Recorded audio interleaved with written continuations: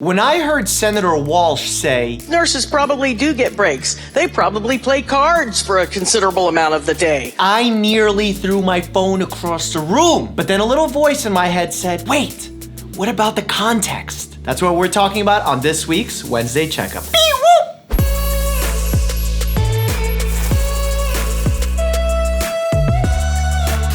I was first made aware of this story by Dr. Mike FTW, my loyal fan club on Instagram, which happens to be run by nurses. When they sent me these quotes of what the senator said, it got my blood boiling. You know my feelings on nurses. I talk about how they're underrepresented in these medical dramas. I talk about how patients don't realize what an important role they play. I know firsthand how overworked they are and that they don't get breaks. I mean, I made a video thanking nurses last year for Nurses Week because I'm so passionate about the work that they do. So when I started seeing colleagues, my fellow influencers, media companies, nursing organizations start posting all this outrage, I said to myself that I have to calm down and I have to get the full context, get the full story so that we can get to the bottom of it together. Let's get this right off the bat. I believe Senator Walsh's comments are being largely mischaracterized. Guess what?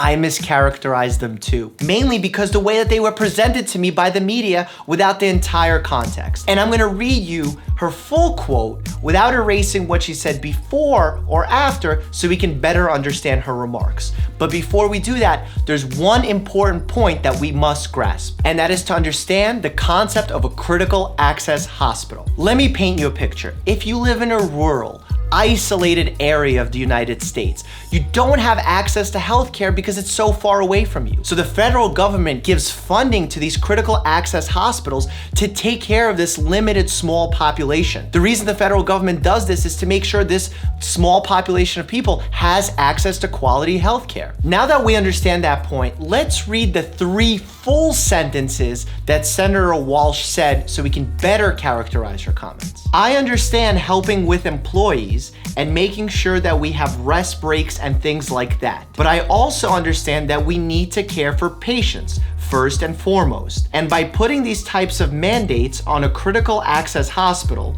that literally serves a handful of patients, I would submit to you those nurses probably do get breaks. They probably play cards for a considerable amount of the day. But the reality is this bill does not apply to critical access hospitals. My first takeaway here is that I find her tone to be very dismissive and harsh when talking about any nurses. In fact, it's clear that she's making a lot of assumptions and stereotyping by saying words like probably. Making assumptions when passing a bill is not ideal. You should have your facts straight. But my second takeaway here is that it's clear to me she's not talking about all nurses playing cards for a considerable amount of time or taking many breaks. I made that comment again to draw that comparison between the staffing needs of an urban hospital versus my little critical access hospitals in rural Washington. She's talking about a very specific group of nurses that work within the critical access hospital system. She believes in the bill that's on the floor. She believes nurses should have mandated breaks and rest periods, but she feels critical access hospitals should be exempt from that because she feels it threatens their financial stability. That's something we can debate. We can talk about whether or not critical access hospitals should be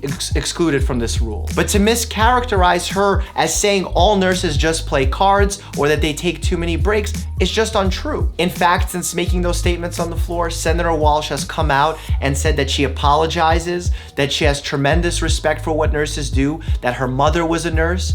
She's planning on spending an entire 12-hour shift with a nurse to better understand what they do. I mean, she's doing this because of a petition that was signed by like 650,000 individuals, but I think it shows good faith that she didn't mean anything negative when talking about nurses. She was simply advocating on the behalf of these critical access hospitals. You may disagree with me, but I'm a big fan of charitable thinking. And I think context really does matter. I don't advise anyone to quickly jump the gun and villainize somebody based off of a quote or a soundbite without truly understanding the context first. So the next time that you feel outraged, let that little voice in your head say, but what about the context?